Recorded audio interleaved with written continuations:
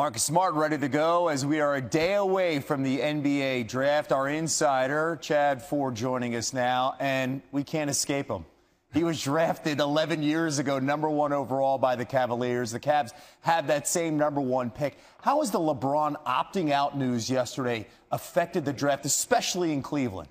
There's so much going on in Cleveland right now, and here we are. They had the #1 pick last year as well.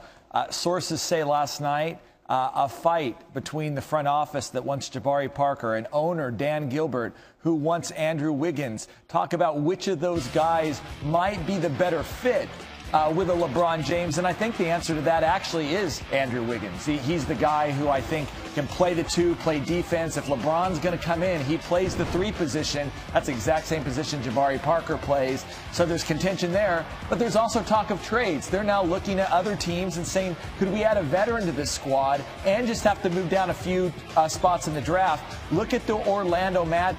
That's a team that I think could make a deal. They could really make a deal for the Cavs. They move up to #1. They give them Aaron Aflalo.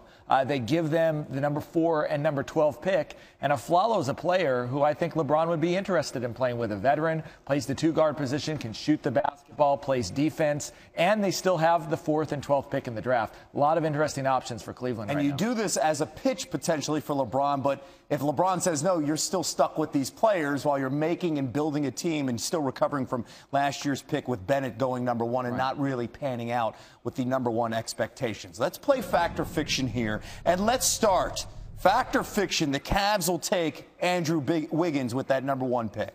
I'm going to say fact here. I would have told you yesterday it was going to be Jabari Parker, but now with the news that the owner, Dan Gilbert, prefers Wiggins after that great workout on Wednesday, with the news that last year he was overruled by his front office. They all wanted Anthony Bennett. He wanted Victor Oladipo. We saw how that turned out.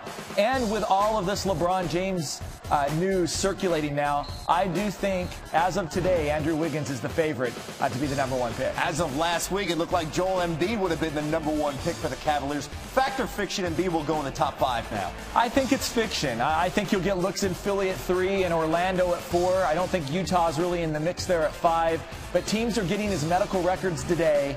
I think there's going to be enough concern there that he slides just a little bit further down in the draft. Right now, we're projecting him to go to the Boston Celtics at 6. And that would be 6, and Danny Ainge pulling that off. Landing a guy like Embiid, who many thought would be a once-in-a-lifetime kind of player compared to Hakeem Olajuwon at #1 overall.